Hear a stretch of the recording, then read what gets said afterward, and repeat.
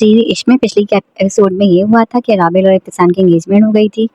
और अब एंगेजमेंट के बाद राबिल आई है उसामा के पास उसको चुराने के लिए, उससे बदतमीज़ी करने के लिए।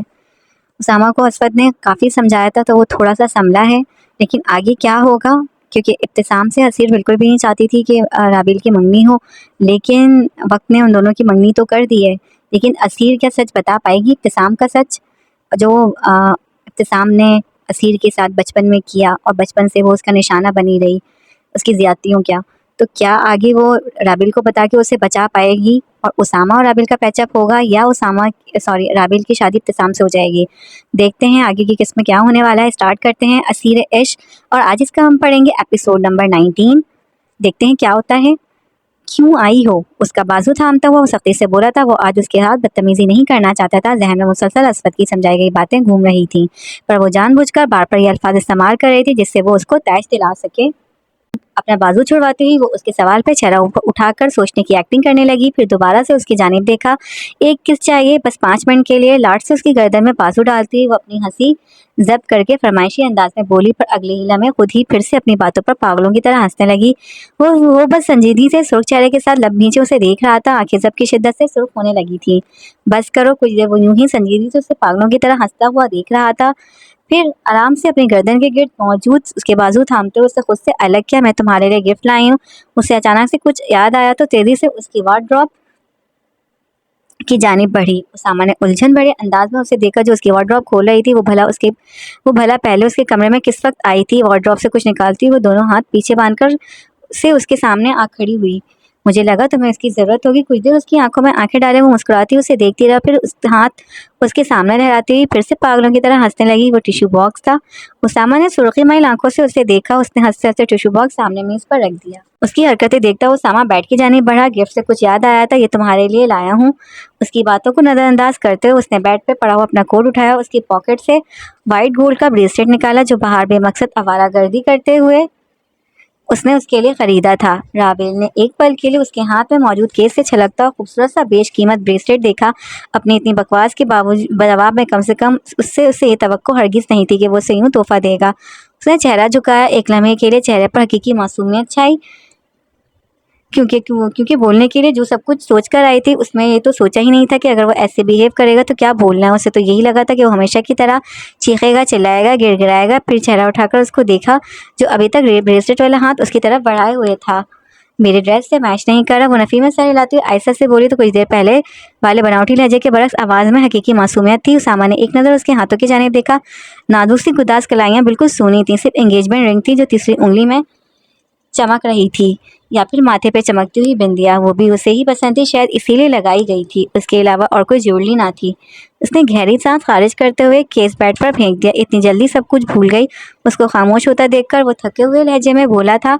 राबिल ने एक नज़र उसका हारा हुआ अंदाज देखा और खामोशी से बाहर की जानिब कदम बढ़ाए। वो ये सब बातें करने नहीं आती, बस उसे ये एहसास दिलाने आई थी कि वो उसको खो चुका है। उसे हारा हुआ देखने आई थी, फिर भी पता नहीं क्यों उसे यूँ देखकर अच्छा नहीं लग रहा था। दरवाजे के करीब पहुँच उसने पलटकर उसकी जानिब देखा। वो उसी तरह अपनी जगह पर खड़ा उसे ही देख रहा था। हाँ, जैसे तुम भूल गए थे मुझे। किसी और के करीब जाते हुए वो मध्यम से लहजे में बोली थी। उसके लहजे में कुछ था। उसामा ठटका। पहली बार यूँ शिकवा किया था उसने, वरना पहले तो सिर्फ चीख चिल्लाकर उसको जलील ही करती रहती थी। वो सरत से उसकी जानिब बढ़ा जो फिर से बाहर जाने के लिए पलट चुकी थी। उसका हाथ नॉब पे था। जब उसके करीब पहुँचते हुए उसामा ने आहिस्ता से उसका बाजू थामा। ले लिया बदला, कर लिया हिसाब बराबर। अब तो डेट भी कर चुकी हो, अब बस करो। वो भी बसी से मुल्तजी लहजे में बोला था। डेट की बात पर राबिल ने एक नज़र उसका चेहरा देखा। उसके लहजे और अंदाज में दूर दूर तक तंज का शायबा ना था, बस तकलीफ थी। पिछला पूरा एक हफ्ता वो इब्तिसाम के साथ घूमती रही थी, फिर कभी शॉपिंग, कभी लंच, कभी बिला वजह। वो तो उनको टेरेस पर भी देख चुका था। इस रात मैं बात करूँ सब से। उसकी यूँ खामोशी से अपने जानिब देखने पर वो उसका बाजू छोड़ता हुआ आज बड़े लहजे में बोला। उसके चेहरे पर निगाहें जमाए जमाए राबिल ने आहिस्ता से नफ़ी में सर हिलाया। अभी भी माफ़ नहीं किया। वो फिर से बोला तो एक टिक उसको देखते हुई राबिल ने फिर से इसी तरह नफ़ी में सर हिला दिया। कोई तुम्हें कुछ नहीं कहेगा, आई प्रॉमिस। मैं खुद बात कर लूँगा सबसे। उसे लगा शायद वो इस बात से डर रही है कि उसके बाद सब लोग उसके साथ क्या सलूक करेंगे। वो अब नफ़ी में सर भी नहीं हिला रही थी, बस खामोशी से पलकें झपकाए बिना उसको देख रही थी। नहीं, तुम्हें डेट वाली बात बुरी लगी है? आई प्रॉमिस मैं आइंदा कभी इस बारे में कोई बात नहीं करूँगा। उसे ख़्याल आया कि वो उस वक़्त से खामोश थी जब से उसने ये बोला था कि अब तो वो उसकी तरह किसी को डेट भी कर चुकी है, तो शायद उसे ये बात बुरी लगी थी। राबिल उसी तरह खामोशी से उसे देखती रही, फिर दरवाज़ा खोलती हुई बाहर निकल गई। उस कदमों से चलता हुआ सोफ़े तक आया और गिरने के से अंदाज़ में उस पे बैठकर दोनों हाथों में अपना सर थाम लिया। मिलने का कोई सीन नहीं है। राबिल ने फ़ोन उठाकर इब्तिसाम का मैसेज देखा तो एक पल के लिए घबराए। कितनी देर से वो बार बार यही सोच रही थी कि अब अगर उसने ऐसी कोई फरमाइश की तो वो उसे किस तरह से इनकार करेगी। कुछ देर वो यूं ही फ़ोन हाथ में लिए बैठी रही, ऊपर टेरिस पे आ जाए। जब इनकार की कोई मुनासिब वजह समझ न आई तो जवाबन मैसेज टाइप करके उसे सेंड कर दिया। वो तकरीबन आधे घंटे बाद आया था। काफ़ी अच्छी जगह है मिलने के लिए। पीछे टेक लगाकर वो इधर उधर देखता हुआ बोला, प्राइवेसी भी अच्छी है। उसने 27 राबिल को देखा जिसने पूरी हवेली छोड़कर उसे मिलने के लिए यहाँ बुलाया था। उसका तन समझती हुई वो बेसाख्ता खिलखिलाकर हंसने लगी। तो आपको क्या लगा था एंगेजमेंट के बाद बेडरूम में मिलेंगे हम? वो हंसती हुई उसे चिढ़ाने के से अंदाज में बोली थी। मिल भी सकते थे, वैसे कोई मुज़ायका नहीं है। उसे देखता हुआ वो आईब्रो उचकाकर फ़ौरन से बोला तो राबिल की तरफ हंसी सिमटी। वो बिला वजह इधर उधर देखने लगी। इब्तिसाम ने मुस्कुराहट दबाते हुए उसका कंफ्यूज सा चेहरा देखा और खिसककर उसके नज़दीक आया। मतलब अब कुछ भी नहीं कर सकते? वो उसके कान के नज़दीक झुका था। वो मज़ीद कंफ्यूज हुई, इसीलिए तो उसे यहाँ टेरेस पे बुलाया था ताकि वो ऐसी वैसी कोई बात ही ना करे। क्या अपनी घबराहट पे काबू पाती हुई वो उसकी तरफ देखे बगैर विदक बोली थी। एहसाम ने एक नज़र उसके नाजुक से दुधिया हाथ में अपने नाम की चमकती हुई बेशकीमत अंगूठी पे डाली, फिर अपनी गुलाबी पड़ती बोझल निगाहों से उसका चेहरा देखने लगा। दरमियान की मांग के साथ उसके चेहरे के दोनों तरफ में गिरते हुए बाल उसके कंधों को छू रहे थे। वो उन बालों के साथ अपनी असल उम्र से भी कहीं ज़्यादा छोटी दिखाई दे रही थी। माथे पे चमकती हुई सिल्वर कलर की बिंदिया उसके खूबसूरत चेहरे की दिलकशी को चार चांद लगा रही थी। उसके मासूम से चेहरे पर फैली हुई घबराहट देखकर उससे अपना आप बेकाबू होता हुआ मालूम हुआ। अब तो कुछ भी कर सकते हैं। उसके चेहरे से निगाहें सरकाता हुआ बहकी हुई निगाहों से उसकी गर्दन, गहरे गले से छलकती हुई शफाफ जेल और दूधिया बाजू देखने लगा। उसके कुछ भी पे वो मजीद घबराई थी। ऊपर से ऐसी निगाहें अंदर तक उतरती उसके कुछ भी का मतलब नहीं पता था, पर एकदम से उसामा के साथ गुजरा हुआ सारा वक्त उसके जहन के पर्दों पर लहराने लगा। नहीं, वो घबराकर गैर महसूस अंदाज में ज़रा सा पीछे खिसकी। अब एक ही गलती बार बार तो नहीं दोहरा सकती थी। उसके यूं घबराकर पीछे खिसकने पर वो फिर से उसके नज़दीक आया। क्यों? उसके चेहरे पे झुकता हुआ वो खुमार आलूद लहजे में बोला। अब की बार वो पीछे नहीं खिसकी थी, बस वहीं खड़ी अपनी मुंतशिर होती धड़कनों को संभालने की कोशिश करती रही। एंगेजमेंट हुई है, निकाह तो नहीं ना हुआ। उसकी ज़ुबान से खुद ब खुद ये अल्फाज निकले थे। दिमाग तो पहले ही इनकारी था मुसलसल, और यहाँ तो दिल भी राज़ी नहीं था। उसामा अगर ज़बरदस्ती अपनी बातें मनवाता भी था तो कहीं ना कहीं उससे खुद भी अच्छा लगता था। उसके साथ बचपन से साथ थे, उसके साथ एक कम्फर्ट लेवल था, वो भी हो जाएगा। उसकी बात पर वो उन्हीं नशीली आंखों से उसको देखता हुआ मध्यम से लहजे में बोला। राबेल को यूं मुसलसल खुद पे जमी उसकी नज़रों से घबराहट सी होने लगी। जब हो जाएगा तब वो लड़खड़ाते हुए लहजे में बोली। उसे समझ नहीं आ रहा था कि उसे साफ साफ अल्फाज में कैसे इनकार करे। फ़ोन से था, फैमिली ने एंगेजमेंट की थी। नूर अफ़ज़ा बेगम को पता चलता कि उसने उसके साथ कोई बदतमीज़ी की है तो शायद उसकी चमड़ी ही उधेड़ डालती। एज में इतना बड़ा था कि उसामा की तरह उसके साथ बदतमीज़ी भी ना हो पाती। मतलब तब तक कुछ भी नहीं कर सकते। है तो ज़्यादती है यार। उसका जायजा लेता हुआ वो उसी बोझल लहजे से मायूस लहजे में बोला था। शायद उसे कन्विंस करने की कोशिश कर रहा था। उसके मुसलसल इसरार पर बेबस थी राबेल। एक पल के लिए अपने अंदर झांकने की कोशिश की। क्या वो वाकई से उसामा की वजह से इनकार कर रही थी? जवाब नहीं में मिला था। अगर दिल को ज़बरदस्ती किसी तरह रजामंद कर भी लेती तब भी दिमाग इनकारे, तो दिल को मना भी लेती तब भी था तो गलत ही। हाथ पकड़ सकते हैं। वो उसकी तरफ देखे बगैर उसे घबराए लहजे में बोली थी। सारा कॉन्फिडेंस पता नहीं कहाँ चला गया था। शायद जहन में मुसलसल ये सोचती कि उसे सख्ती से इनकार नहीं कर सकती, इसलिए इतना तो बाहर सबके सामने भी किया था यार। वो उसी अंदाज में उसी लहजे में बोला था। फिर अगले पर उसका रुई जैसा गुदास सा हाथ अपने मजबूत हाथों में थाम लिया। तो फिर आप एंगेजमेंट की बजाय निकाह की बात करते अम्मी से? उसने मुश्किल बोलते हुए अपने दूसरे हाथ से चेहरे पे आया हुआ पसीना साफ किया। घबराहट मुसलसल बढ़ती ही जा रही थी। इब्तिसाम ने उसकी हथेली खोलते उसकी नाजुक से उंगलियां अपनी उंगलियों में उलझाई और फिर से अपनी गिरफ्त मजबूत करता हुआ दूसरे हाथ से उसे सहलाने लगा। राबेल ने एक नज़र उसके हाथों में मौजूद अपने हाथ पे डाली। अजीब सा लम्स था, झलसता हुआ बाहर सबके सामने उस तरह से नहीं पकड़ा था जैसे अब पकड़ा हुआ था। मजबूती से उसके हाथों से निकलती हुई हरारत जैसे उसे झुलसा रही थी। उसकी उंगलियों में उलझी उसकी उंगलियां नम होने लगी, हथेली भीगने लगी। गिरफ्त इतनी मजबूत थी कि वो निकाल भी नहीं सकती थी। अजीब तरीके से छू रहा था वो उससे, बार बार उसकी हथेली पे अपना हाथ रगड़ता हुआ, कभी अपनी उंगलियों में उलझी उसकी उंगलियां देखता, उन पे हाथ फेरता। वो जैसे सिर्फ उसके हाथ के लम्से ही उसे अच्छी तरह अंदर तक महसूस कर रहा था। राबेल ने घबराकर अपना हाथ खींचा और सख्ती से दोनों हाथ दोनों बाजू सीने पे बांध लिए ताकि वो फिर से ना पकड़ पाए। तो सामने सुर्ख आंखों से उसे देखा, सीने पे बाजू बांधते गहरे सांस लेती हुई वो दूसरी जानिब देख रही थी। क्या हुआ है? वो खिसक कर उसके नजदीक आया, अपने बाजू उसके कंधों पे फैला लिए। राबेल ने सख्ती से लब भींचे। अब घबराहट पर गुस्सा गालिब आने लगा था। कहनियों तक फोल्ड हुई आस्तीन की वजह से उसका बाजू बरह रास्त उसके कंधों की जिल्द को छू रहा था। उसने नागवारी से अपने कंधों से उसका बाजू हटाया। बहुत देर हो गई, मुझे नींद आ रही है, आपको भी सोना चाहिए, उस पार्ट से लहजे में बोली थी। जहन से उस पर नूर अफ़ज़ा बेगम का खौफ तक निकल गया था। उसके चेहरे पर पहलू नागवारी देखकर इब्तिसाम फौरन से संभला। अगर वो उसका लिहाज कर रही थी तो वो भी उसे दूसरी लड़कियों की तरह ट्रीट नहीं कर सकता था। वो नूर अफ़ज़ा बेगम की बेटी और मुस्तजाब की बहन थी। ठीक है, नाराज़ हो गई हो, उसकी बात मानता हुआ फिर फौरन से उसे नर्म लहजे में बोला तो राबेल को एकदम से शर्मिंदगी होने लगी। उसके साथ उस तरह बात करने पर शायद उसे यूं बदतमीजी नहीं करनी चाहिए थी। नहीं, कल मिलेंगे। वो उसकी तरफ मुड़ती हुई पहले के बरक्स हल्का सा मुस्कुराकर बोली तो वो उसे गुड नाइट बोलता हुआ नीचे की जाने बढ़ गया।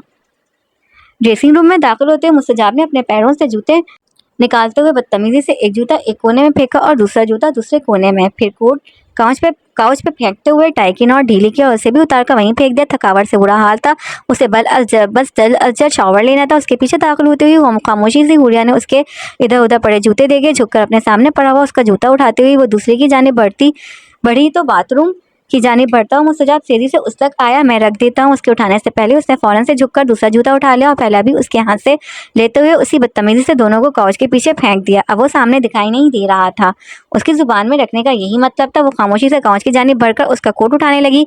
बाथरूम में दाखिल होते मुस्तजाब ने एक नज़र उसको देखा और फिर बेचारगी से वहीं रुक गया। चुप तो थी तो मतलब वाकई खफा थी, और इतनी ज़्यादा खफा थी कि बता भी नहीं रही थी कि मैं खफा हूँ।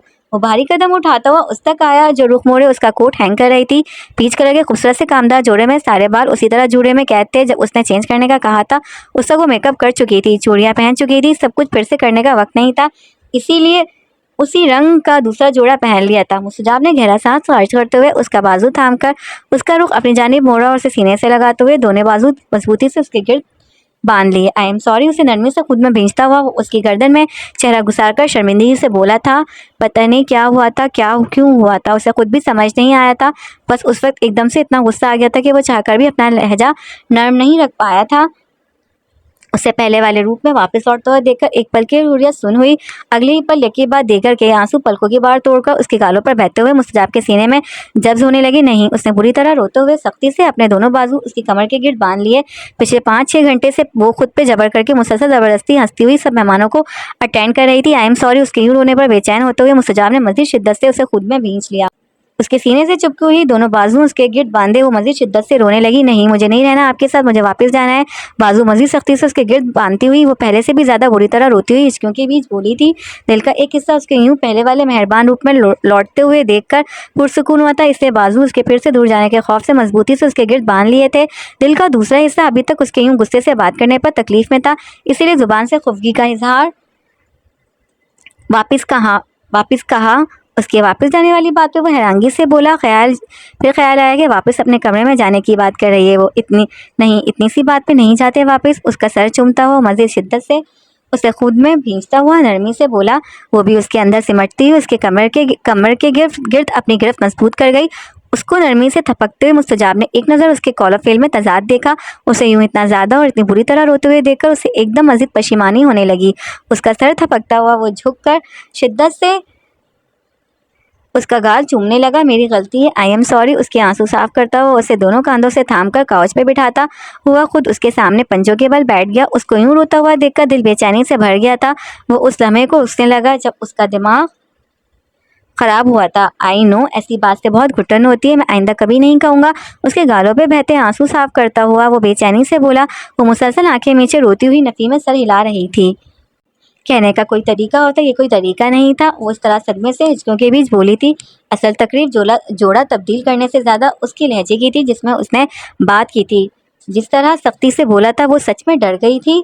उसके बाद उसका सर्द रवैया और लातालुकी वो भला कहाँ सह सकती थी। इतनी मुश्किलों से मिला हुआ शख्स, फिर उसकी इतनी शदीद बेइंतहा मोहब्बत, हर वक्त की नाज़बरदारियाँ और फिर अचानक से बेरुखी। नहीं कर सकता ना बर्दाश्त, तुम्हें मेरे सिवा कोई और देखे, क्या करूँ?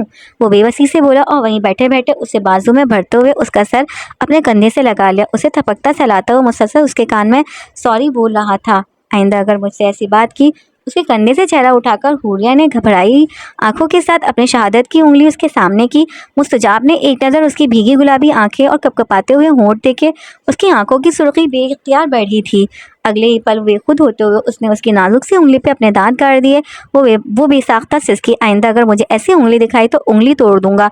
उसका चेहरा दोनों हाथों में थामता हुआ नरमी से उसके होंठ चूमने लगा। फिर एक नज़र सोफे पे पड़े हुए उसके रुखसती के जोड़े पे डाली। उसे अच्छी तरह से याद था वो खड़ा हुआ तो हुरिया भी काउच से उठ गई। सोफे के नज़दीक जाते हुए मुस्तजाब ने वो जोड़ा उठाया, फिर से उसके नज़दीक आया। पहन कर दिखा दो।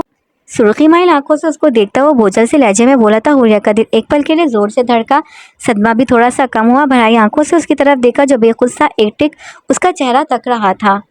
प्लीज, उसके मजीद नजदीक आता हुआ उसके कान पे झुका, अपने कान की लॉप पे उसके होठों का लम्स महसूस करती हुई वो एक पल के लिए लर्जी। उस रोज भी नहीं देखने दिया था, मेरे आने से पहले ही सो गई थी। उसकी कमर पे मजबूती से हाथ जमाता हुआ आहिस्ता से उसके कान की लॉ को चुमकर बोला तो हुरिया ने फौरन से उसके हाथ में मौजूद जोड़ा थाम लिया। चेहरे पे घबराहट, शर्म, हल्की सी मुस्कान, सब कुछ था। बाथरूम से बाहर कदम रखते ही वो फिर से 4 घंटे पहले की तरह बिल्कुल दम बखुद रह गया था। उसने ड्रेसिंग रूम में दाखिल होते हुए उसने उसे उस जोड़े में देखा था। वो उसी तरह शीशे के सामने खड़ी हुई अपने बाल समेट रही थी। टॉवल से बाल खुश करके उसे काउच पे अच्छा उछालता हुआ वो कमीज की आस्तीनी कोनियों तक फोल्ड करता उसके नज़दीक आया। हुरिया ने बिल्कुल पहले की तरह उसे नज़रअंदाज किया, मुस्कुराहट जब्त करने की कोशिश में लब सख्ती से भींच रखे थे। कुछ देर वो यूं ही उसके पीछे खड़ा शीशे में उसको देखता रहा, फिर ब्लाउज से छलकते उसके पेट पे हाथ रखते आहिस्ता से वहाँ अपनी उंगलियां सरकाईं। निगाहें अभी भी शीशे में दिखाई देते उसके हसीन और मासूम चेहरे पर गड़ी थी। चेहरे पे आती लटों को दोनों हाथों से पीछे जूड़े में अड़सती हुई हुरिया की कलाई उसके चेहरे से टकराई तो उसने आहिस्ता से उस पर अपने लब रख दिए। उसने सरस से अपनी कलाई वापसी खींची। उसकी निगाहें और लम्स में पिघला देने वाली तपिश थी। एक नज़र शीशे में अपने पीछे दिखाई देते उसके अक्स पे डालती हुई वो सोफे की जानिब बढ़ी। तुम इस कमरे में आ सकती हो हुरिया बेजाद। मुस्तजाब आलमगर्दीजी के दिल में नहीं। वो सोफे तक आए और अपना जूड़ा फैलाती हुई नींद दराज होने के से शाइना अंदाज में बैठ गई। उसके अल्फाज पे मुस्तजाब ने चौंक कर उसको देखा, फिर कुछ याद आया। वो बेसाख्ता हंसता हुआ उसके कदमों में आ बैठा। किसी ने बोला था ऐसा कुछ याद नहीं आ रहा, किसने, आपको याद है क्या? वो याद करने के अंदाज में बोली तो मुस्तजाब ने हंसते हुए उसकी गोद में अपना सर गिरा दिया। बेइज्जती और जलालत हो रही थी, उसे समझ आ गया था। उसको यूं हंसते हुए देखकर जब्त करने के बावजूद भी हुरिया के लबों पे मुस्कान फैल गई। वो खड़ा होता हुआ उसके ऊपर झुका तो उसने ज़बरदस्ती अपनी मुस्कान जब्त करने की कोशिश की। अपनी जगह पे जाए वापस उसको अपने होठों पे झुकता हुआ देखकर वो सरस से चेहरा फेरती हुई अपने कदमों की जानिब इशारा करके हुक्म देने के से अंदाज में बोली थी, जगह तो तुम्हारे दिल में भी है मेरी। गहरी नज़रों से उसको देखता हुआ उसने आहिस्ता से उसके होठों पे अपने लब रखे और नरमी से उन्हें चुमते हुए पीछे हटकर उसके चेहरे पर झुके झुके उसके माथे के साथ अपना माथा टिका दिया। हुरिया ने नज़रों से अपने पैरों की जानिब इशारा किया। मैं अभी चला जाता हूँ, ये भी कोई बात है भला? उसका रूप नज़रों में बसाता हुआ निसार होने के अंदाज में बोला और पंजों के बल उसके सामने बैठ गया। हाँ तो क्या बोला था? नज़ाकत से पूछती हुई हुरिया ने अपने पैर उसकी गोद में रखे। उसके अंदाज पे वो फिर से बेसाख्ता हंसने लगा। दिल क्या कि अभी उठकर शिद्दत से उसके होंठ चूम ले। मैं बोल रहा था कि तुम कितनी खूबसूरत हो हूर। उसका हाथ थामता हुआ वो गला खंकाकर फ्लर्ट करने के से अंदाज में बोला, अच्छा अब मैं हूर हो गई? वो तहीर से बोली थी, पहले हुरिया बेजाद और अब एकदम से हूर। उसने फिर से बेतहाशा हंसते हुए उसकी गोद में अपना चेहरा गिरा दिया। मुस्कुराहट जब्त करती हुई हुरिया ने बेख्तियार आहिस्ता से उसके बालों को छुआ तो कोई मत देनी थी ना पहले? क्यों रहती थी इतना दूर दूर? अब आई हो तो बताओ, कहीं देखता हूँ तुम्हारे सिवा। वो चेहरा उठाकर उसकी इतनी बरस अपनी मोहब्बत छुपाए रखने पे चोट करता हुआ बोला। लहजा एकदम से बदला था। हुरिया ने उसकी आंखों में फैलती सुर्खी से निगाहें चुराई। तो फिर सारा कमाल तो मेरा हुआ ना, मैंने और करीब आकर एहसास दिलाया आपको अपनी मौजूदगी का, वरना आप तो। उसके चेहरे पर अपनी शहादत की उंगली ट्रेस करती हुई वो आहिस्ता से बोली थी, सारा कमाल मेरी मोहब्बत का है बस। मुस्तजाब ने उसका हाथ थामकर शिद्दत से उस पर लब रखे।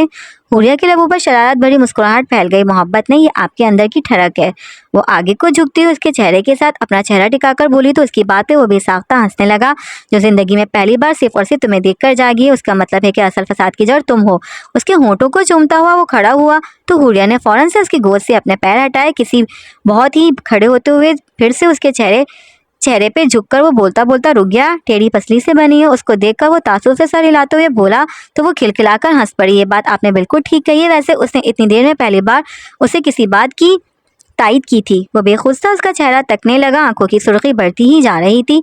चलेंगी? बेडरूम की जानिब इशारा करता हुआ उस पर निगाहें गाड़े आहिस्ता से बोला। उसके लहजे पर हुरिया का दिल एक पल के लिए थमा, फिर बेख्तियार जोर से धड़का। अब मैं खुद चल कर जाऊंगी, इतना वजन उठाकर वो नजाकत से बोली। तो मुस्तजाब ने बोझल निगाहों से भारी जोड़े के वजन तले दबा उसका नाजुक सा सरापा देखा, फिर उसकी कलाई खींचते हुए उसे खड़ा किया और झुककर उसे दोनों बाजुओं में उठा लिया। आंखें मीचती हुई हुरिया ने सख्ती से उसकी गर्दन में बाजू हाइल कर लिए। नहीं गिराऊंगा, ना होने के बराबर वजन है तुम्हारा। उसका चेहरा देखता हुआ हंसा था वो मुस्कुराई, फिर उसकी गर्दन पे अपने नरम गुलाबी रब रख दिए। उसको बेडरूम में लाते हुए मुस्तजाब ने एहतियात से बेड के वसत में लेटाया और उसके ऊपर झुका। अभी तक ये सब सोचती हो, अपनी बारी हाथ उसके फूल जैसे मुलायम गाल पर टिकाता हुआ वो अपने लबों से बार बार आहिस्ता आहिस्ता उसके दूसरे गाल को छूने लगा, फिर गाल से आहिस्ता खिसकता हुआ उसकी गर्दन तक लाया और उस पर अपनी गिरफ्त मजबूत कर दी। मैं सिर्फ वो उसके होठों पे झुकता हुआ उन्हें अपनी गिरफ्त में लेकर चूमने लगा तो हुरिया की बात दरमियान में ही रह गई। उसकी गर्दन से हाथ खिसकाता हुआ अब उसके नाजुक से कंधों और गले पर सरका रहा था। उसके होठों को आज़ाद करते हुए उसने मदहोशी से उसके गाल पर अपने दांत गाड़ दिए। मैं सिर्फ आपको याद दिला रही थी कि पहले ही माजी में बहुत खताएं कर चुके हैं आप, इसलिए अब आराम से रहना मेरे साथ। उसके बालों को अपनी उंगलियों से सहलाते हुए वो मध्यम से बावर कराते हुए लहजे में बोली थी। एक हाथ से सख्ती से उसकी कलाई थामते हुए मुस्तजाब ने उसके सर से ऊपर पिन की। तुम जैसी क़यामत के साथ कोई आराम से रह सकता है क्या? खुमार आलू लहजे में बोलता हुआ मुसलसल उसके चेहरे को चूमता उसके कंधे पे मौजूद अपना दूसरा हाथ उसके ब्लाउज के गले के अंदर सिरकाने लगा। उसको नरमी से सहलाता हुआ उसकी गर्दन पे झुका, वहाँ अपने भीगा लम्स छोड़ने लगा। उसने कसमसा कर गर्दन अकड़ाई तो जोड़े से निकल कर उसके बालों की लटें इधर उधर बिखरने लगी। तुम्हारी खूबसूरती के आगे अल्फाज कम पड़ जाते हैं हूर, एक बहुत हसीन लग रही हो। एक नज़र उसके सरापे पर डालता हुआ मदहोश से लहजे में बोला, फिर से उसके होठों तक आया। उसके ब्लाउज के अंदर उसका हाथ मुसलसल एक ही मखसूस तरीके से गर्दिश कर रहा था। उसकी मजबूत उंगलियां उसके नर्म से लम्स पर पिघलने लगी थीं। मैं अजाला कर दूंगा हर चीज़ का। हर गुजरते पल के साथ अपना होश खोता हुआ उसके कान में भारी से लहजे में बोला और उसका ब्लाउज खिसकाते हुए उसके बाजुओं से निकालने की कोशिश करने लगा। वो ज़रा सा ऊपर को उठी तो वो सुर्खी माइल बोझल निगाहों से एक टिक उसका चेहरा देखता हुआ उस भारी भरकम जोड़े को उसके वजूद से अलग करने लगा। गहरी सांस लेती अपने हाथ की पुश्ते चेहरे पे आया। पसीना साफ करती हुरिया ने बैठे बैठे एहतियात से अपना जोड़ा बेड के किनारे पे खिसकाया। खुद को हर पर्दे से आज़ाद करता हुआ वो उसका बाजू थामता खड़े खड़े उसके होठों पे झुका तो दबाव के बायस वो खुद बखुद आहिस्ता से पीछे लेट गई। उसके ऊपर झुककर शिद्दत से उसके होठों को चूमता हुआ पीछे हटा और बिल्कुल गैर आदी तौर पर उसका नाजुक सा पैर अपने मजबूत हाथ में थामते हुए आंखें बंद करके उस पर अपने लब रख दिए। हुरिया ने घबराकर अजीब सा महसूस करते हुए इस तरह से अपने पैर उसकी गिरफ्त से खींचने की कोशिश की तो उसे छोड़ने की बजाय वो अपनी गिरफ्त मजबूत करता हुआ जगह जगह उस पर अपने लब रखने लगा। उसके यूं अपनी मज़ाहमत को नज़रअंदाज करने पर हुरिया ने भराई आंखों से उसको देखा। वो उसकी जानिब मुतवज्जा नहीं था, बस आंखें मूंदे मजबूती से उसका पैर अपने दोनों हाथों में थामे उसको बार बार आहिस्ता से चूम रहा था। झुककर उसका दूसरा पैर थामता हुआ यही अमल उस पर भी दोहराने लगा। तो भराई आंखों से उसको देखती हुई हुरिया ने अपनी आंखें मूंद ली। उसकी आंखों से बहकर कनपटी में जब्स होते हुए आंसू देखकर वो उसके पैरों को आज़ाद करता हुआ उसके ऊपर झुका और दोनों हाथों से उसके चेहरे पर आए हुए बाल पीछे करते उसकी आंखों पे अपने लब रख दिए। उसके सर के नीचे अपना बाजू रखता हुआ वो उसकी शह रग को चूमता अपने दूसरे हाथ से उसके पेट पे सहलाने लगा। फिर उसकी गर्दन से नीचे आता हुआ उसके सीने पे लब रखता मजीद मदहोश हुआ। उसकी टांगों को सहलाता हुआ उसने उनके बीच फासला कायम किया और फिर से ऊपर आते हुए एक नज़र उसका चेहरा देखा। बोझल निगाहों से उसको देखती हुई हुरिया ने आहिस्ता से उसका गाल छुआ तो खुद को उसमें शामिल करते हुए उसने आंखें मूंद कर अपना गाल मजबूती से उसके गाल पे जमा दिया। शिद्दतों पे वो बेसाख्ता सिसकी थी। उसके गाल से अपने सुर्ख पसीने से तर चेहरा उठाते हुए मुस्तजाब ने एक नज़र अपनी शिद्दतों से बेहाल गहरे सांस लेती हुई हुरिया पे डाली जो यूं उस हालत में बिखर कर मज़ीद खूबसूरत लगने लगती थी। आखिरी हद तक खुद को उसमें शामिल करते हुए उसने दोनों बाजू मजबूती से उसकी गर्दन और सर के गिर्द बांधे और ठहरकर उसके गाल पे अपने लब रखता हुआ उसे रिलैक्स करने लगा। कुछ देर यूं ही नरमी से उसे चूमने के बाद दोनों हाथों में उसका चेहरा थामता हुआ एक टिक उसे देखता वो अपनी शिद्दतों में इजाफा करने लगा। चेहरा उस हद तक सुर्ख था जैसे जिस्म का सारा खून सिमटकर चेहरे पे आ गया हो। फिर मजबूती से अपने बाजू में भींचता हुआ महसूस करने लगा और वहीं बेसुध सा उसके ऊपर ढह गया। मुझसे उसके बालों में चेहरा छुपाए वो गहरे सांस लेता हुआ अपना तनफ्फुस बहाल करने की कोशिश कर रहा था। जब हुरिया की भीगी हुई बेहद मध्यम सी आवाज़ से अपने कानों में सुनाई दी, उसने सर उठाकर फिर से दोनों हाथों के प्याले में उसका चेहरा थामा और आहिस्ता से उसके होठों को चुमा। बोलो, क्या कह रही थी? सुर्ख चेहरे के साथ एक टिक उसे देखता हुआ वो भारी लहजे में बोला। वो कुछ देर भराई आंखों से उसे देखती रही, फिर उसके गालों पे अपने दोनों हाथ रखती हुई आहिस्ता से बोली, आइंदा मुझसे ऐसी बात नहीं करना कभी। यूं ही बेखुद सा उसे देखता हुआ वो फिर से उसके होठों पे झुककर प्यार से उन्हें चूमने लगा। कभी नहीं। उसकी बात का जवाब देते हुए उसने हुरिया के माथे पे अपने लब रखे और आंखें मूंदकर बोझल सांस लेने लगा। तुम्हें पता है ना मैं तुमसे बहुत मोहब्बत करता हूँ, कोई खता हो भी जाए तो माफ कर देना। वो आंखें मूंदे मूंदे बोला था। उसकी खामोशी वो फिर से आंखें खोलता उसके माथे से माथा टिकाकर उसको देखने लगा। कर दोगी ना? उसके दोनों गालों को नरमी से आहिस्ता आहिस्ता अपनी उंगलियों की पुष्ट से सहलाता हुआ वो फिर से बोला। उसके दोबारा पूछने पर हुरिया ने एक नज़र भराई आंखों से उसको देखा और फिर आहिस्ता से अस्बात में सर हिलाते उसके कंधे पे अपने लब रख दिए। अपने कमरे में दाखिल होते हुए असवद ने एक नज़र टेरेस के खुले दरवाजे पे डाली और कोट सोफे पे उछालता हुआ उसकी जानिब आ गया। वो रुख मोड़े नीचे लॉन में देखती हुई उसी का इंतजार कर रही थी। उसने एक आसूदगी भरी गहरी सांस खारिज की और वहीं दरवाजे से टेक लगाकर उसकी पुष्ट देखने लगा। बिलाखिर पूरे दिन बाद उसे सुकून से अकेले में उसके साथ वक्त गुजारने का मौका मिल ही गया था। हमेशा की तरह अपनी फेवरेट लाइट पिंक कलर में मलबूस वो बिल्कुल कोई खुलता हुआ गुलाब मालूम हो रही थी। कामदार पैरों को छूती हुई शैफून की लंबी कमीज और उसके नीचे फैला हुआ गरारा बाल जो हुरिया को देखकर इश्तियाक में जिंदगी में पहली बार स्ट्रेट करवाए थे उसकी पुष्प पर गिर रहे थे। माथे पे बिल्कुल राबेल की तरह चमकती हुई सिल्वर बिंदिया और दाएं हाथ की तीसरी उंगली में उसकी पहनाई गई डायमंड रिंग। उसका नाजुक सा सजा संवरा सरापा देखकर असफद को हमेशा की तरह अपना दिल बेकाबू होता हुआ महसूस हुआ। पूरे टेरिस पे जा बजा रखे हुए गमलों में लगे मोती की मसरूर कुन खुशबू फैली थी। उसकी आहट पे सिपवा का दिल किया कि एक लम्हा भी ज़ाया किए बिना उसके सीने से लग जाए। उस बार तो कितने महीने बाद आया था वो, फिर भी वो यूं ही रुख मोड़े इंतजार में खड़ी रही कि वो खुद उसके नज़दीक आए। वो छोटे छोटे कदम उठाता हुआ उसके उस तक आया और एक नज़र उस पर डालता हुआ दोनों हाथ उसके इर्द गिर्द रेकिंग पे जमा दिए। उसके मखसूस परफ्यूम की खुशबू सिबवा के इर्द गिर्द फैल गई। उसने आंखें मूंदते हुए उसके लम्स को अंदर तक महसूस किया। यकी बाद देगर कई आंसू पलकों से टूटकर उसके गालों पर बह निकले। जी गुड़िया, कब बुलाया मैंने आपको ऐसे? उसके सर पे थोड़ी टिकाकर वो याद करता हुआ हैरानगी से बोला था। सिबवा आंखें मींच कर मुस्कुराई, फिर लब भींच कर गालों में गड़े बनने लगे। अपने दोनों अतराफ में उसके बाजुओं को देखती हुई पलटकर उसकी जानिब देखे बगैर उसके सीने से लिपट गए। असवद ने हंसते हुए दोनों बाजू उसके गिर्द बांधकर उसे खुद में भींचा और उसके बालों पर अपने लब रखे। आई मिस यू, मध्यम गंभीर लहजे में बोलता हुआ वो आंखें मूंदकर अपने सीने में सिमटे उस नर्मो नाजुक वजूद का लम्स महसूस करने लगा। उंगलियां खुद ब खुद उसके बालों में गर्दिश करने लगी थीं। सिबगा ने मजबूती से उसके गिर्द बाजू हायल करते हुए खुद को संभालने की कोशिश की, पर इतने इंतजार के बाद यूं उसकी मौजूदगी के एहसास से आंसू खुद ब खुद उसकी आंखों से बहते हुए असवद की शर्ट में जर्ब होने लगे। लेंसेज लगाए हैं उसकी हिचकियों पर असवद ने सरस से उसका चेहरा अपने सीने से निकालते दोनों हाथों में थाम कर अपने सामने किया तो उसकी तरफ देखने की बजाय सिबवा भीगी आंखों से उसके कंधे को देखने लगी। उसकी शहद रंग आंखें ट्रांसपेरेंट लेंसेज से सजी थीं। इधर देखो मेरी तरफ, रोना नहीं है। वो आहिस्ता से उसका गाल थपथपाता हुआ तफक्कुर से बोला। एक पल के लिए भी उसे खुद से अलग करने का दिल नहीं चाह रहा था, पर उसके सीने में घुसी वो लेंसेज के साथ जो काम कर रही थी वो खतरनाक था। सिबगा बस अब रोना नहीं है। उसके आंसू साफ करते हुए उसने फिर से नरमी से उसे बावर करवाया था। सिबगा ने अपने गालों पे धरे उसके हाथ दोनों हाथों को थामते हुए अस्बात में सर हिला दिया। एक पल के लिए उसने खुद पे जब्त करते हुए अपने आंसुओं को बहने से रोका। आहिस्ता से अपने दोनों हाथों में उसका एक हाथ थामते हुए अपने होठों तक लाई और नरमी से उसकी पुष्प पे लब रखते हुए उसे चूमा। अगले पर उसके सीने से लगकर फिर से पहले की तरह हिचकियों के साथ रोने लगी। नहीं है आसान, ये बिल्कुल भी आसान नहीं है, बहुत मुश्किल है। उसकी मासूम हिचकियों से भरपूर आवाज़ सुनते हुए असवद ने उसे अपने हिसार में लिया और सख्ती से अपनी आंखें मींच ली। उसे अंदाज़ा था कि वो उसे कितना याद करती है और यूं इतने इतने रोज़ तक किसी को देखे बगैर रहना कितना मुश्किल था। वो खुद भी तो यही सब महसूस करता था, पर वो शायद बर्दाश्त कर सकता, वो नहीं कर पा रही थी। मैं इतना याद करती हूँ आपको हर रोज़। असवद ने चेहरा झुकाकर बेबसी से उसकी आंसुओं से लबरेज आंखें देखी। उसे मुसलसल ये डर था कि यूं लेंसेज के साथ रोने की वजह से उसकी आंखों में कोई मसला ना हो जाए। लेंसेज उतार दो, मैं केस लेकर आता हूँ तुम्हारे रूम से।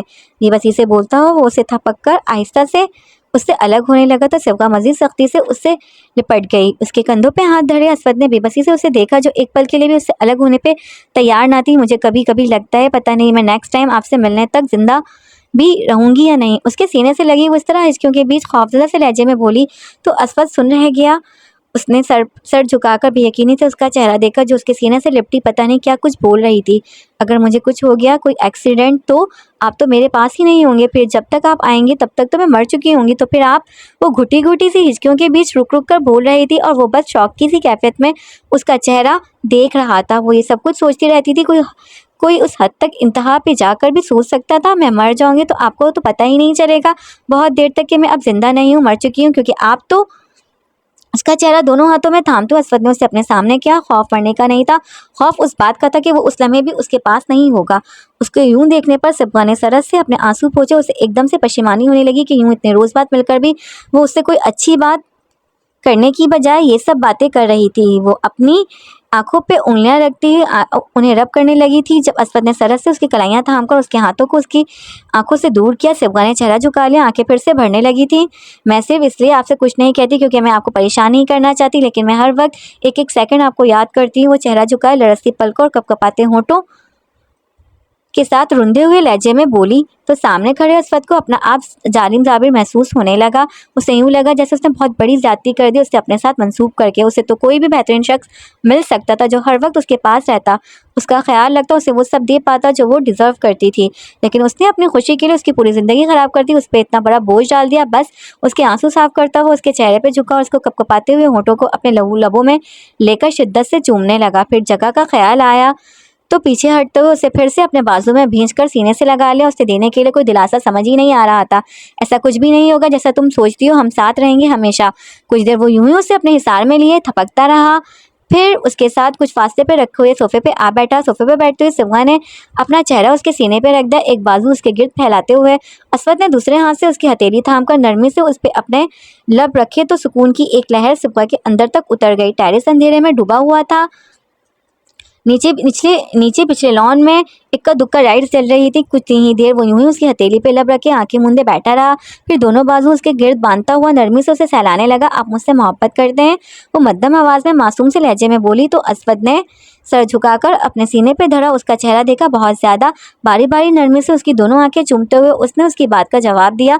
सिब्गा ने गहरी सांस लेकर उसकी खुशबू अपने अंदर उतारी। वो फिर से बार बार उसकी आंखें चूमने लगा। बहुत देर तक वो यूं ही उसे अपनी आगोश में लिए वहीं बैठा रहा। हम अंदर क्यों नहीं जा रहे, यहाँ क्यों बैठे हैं?